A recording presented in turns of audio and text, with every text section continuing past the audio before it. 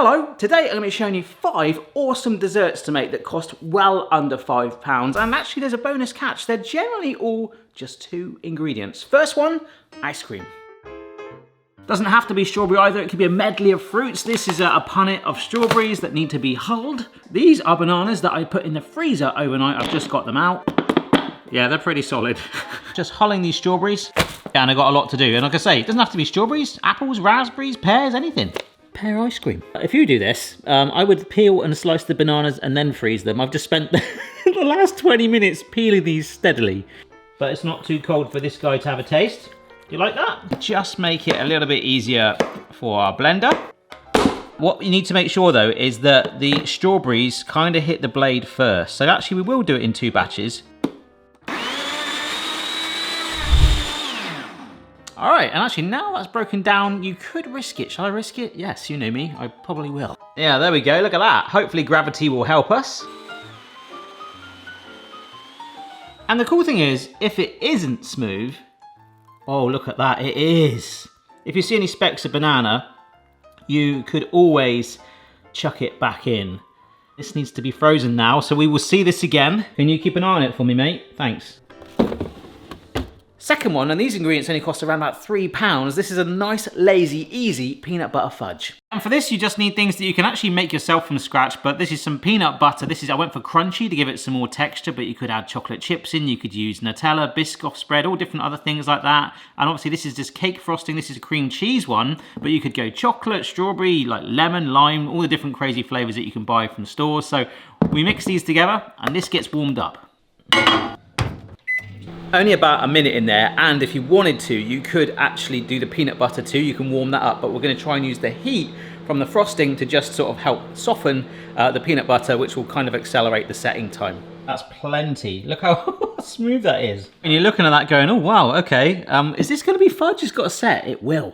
That is tough, and that's what we want. That texture of hopefully what our final fudge will be. You sort of see it now. That should be plenty. So hopefully now this residual heat will break down the peanut butter a little bit, and it should go a little tougher now as they're starting to merge, which is brilliant. I don't think I will top this with frosting, because that would just be extreme. Imagine buying some fudge and then putting like buttercream on top. This video is making me realise I've got a surprisingly disappointing array of things to put fudge in and other serving vessels, but hey, it is what it is. It's a bit like Christmas when you go over your families and everyone's sort of like sitting on the spare chairs. Just drizzling some dark chocolate on that we happen to have in the house. So I'm trying to stick to 2 ingredients, and I might just garnish maybe 1 or 2 of these things with some bits I've got, but obviously in my house we do have some random bits left over from videos. Pink barbecue sauce optional, but this should set lovely. So in the fridge for half an hour, but we'll see at the end of the video.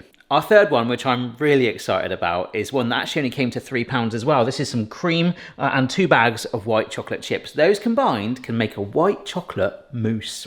Yeah, white chocolate chips are like randomly 10 pence cheaper than milk and dark chocolate ones, and I very nearly put the white chocolate ones on the fudge just then. However, I knew we had white chocolate going into this mousse, and those chips were actually these ones, so it would have made this recipe not possible.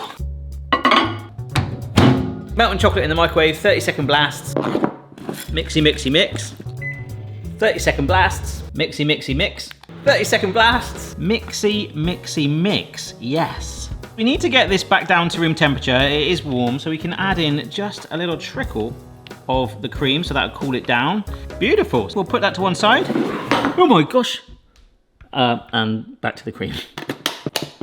Rest of the double cream going in, and we're gonna whip it. Whip it good. That is, as usual, if I remember to turn it on. Beautiful, all right. Because let's just all agree, like that on its own, I mean, we want to put maybe some vanilla on that, but this will obviously flavour it. That on its own is probably really, really nice. I'm talking sort of like now before we've added any more bits to it, like literally just that alone. So obviously it's a little firmed up, but by slowly incorporating the cream in batches, do you see this now? Oh, wow. This is really good, and you can like adapt this so many different ways. It was really cheap. Thank goodness I've got football tonight. It's Phoebe's birthday today. She's 16, folks. Oh my gosh.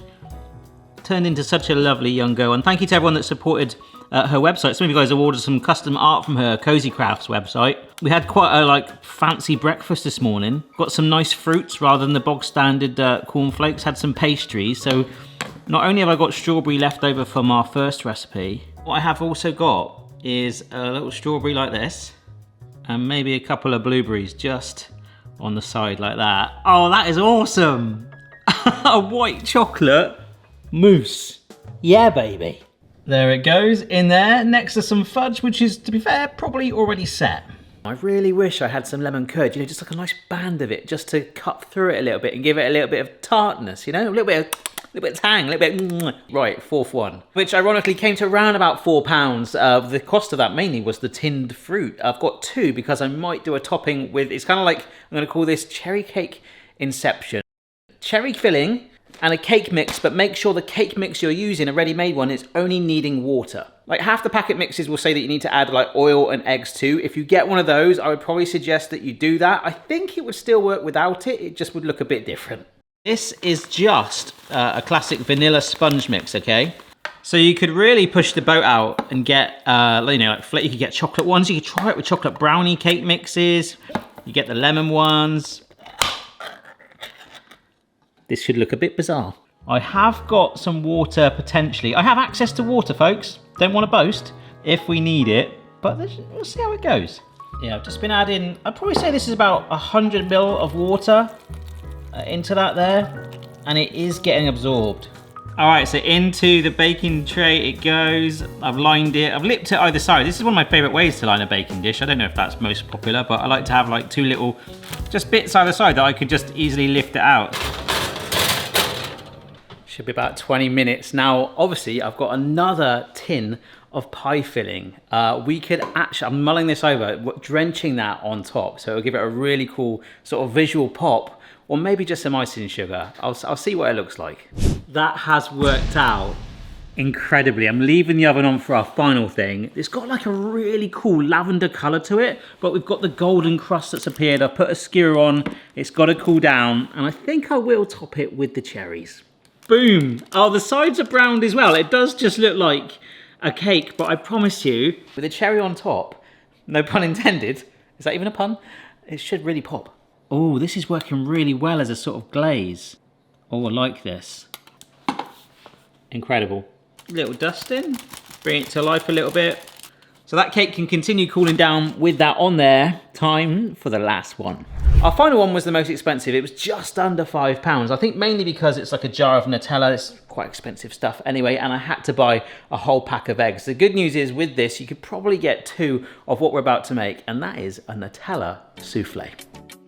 So you need a ramekin like that, which is going to get lightly greased. You're going to need eggs and the Nutella, which again, you could probably, I mean, Biscoff would work really, really well actually, and peanut butter. Peanut butter souffle, nice. All right, so I'm just finishing separating my eggs. We'll come back to the egg whites in a minute, but we need pretty much all of this Nutella. Remember, we've done homemade Nutella before. Really fun to make, and it sort of tastes fresher. All right, nice. So we can just leave that for a minute. Let's get this whisked up. Nice peaks like that. Okay, so this is kind of like the mousse vibes again. So what I'm doing, just like the mousse really, is rather than incorporating the cream, we're adding in the egg whites. Except this time it's driving in some air. Really important to get as much as you can on your thumb, but we want it one consistent color. Beautiful, and our oven's already warm. So that's my ramekin that's been greased with a little bit of butter, sides and bottom. And we're just gonna pour that in about 4/5 of the way up. Now, if you wanna be really cheeky, if you've got any chocolate truffles, get one of them and push it in there so it's under the batter. Bake it through, you'll get an even gooey center.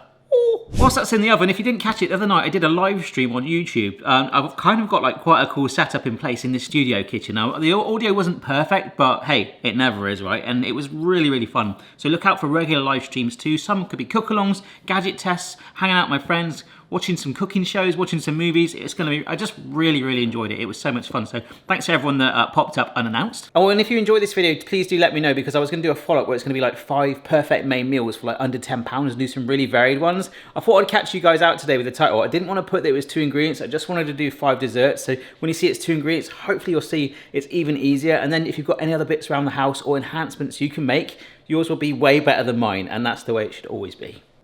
Yeah, don't get me wrong, mine look good, but it's just when you guys send me photos, I'm like, wow, okay, I should have done that. And maybe just do it for the Nutella offcuts as well. Offcuts?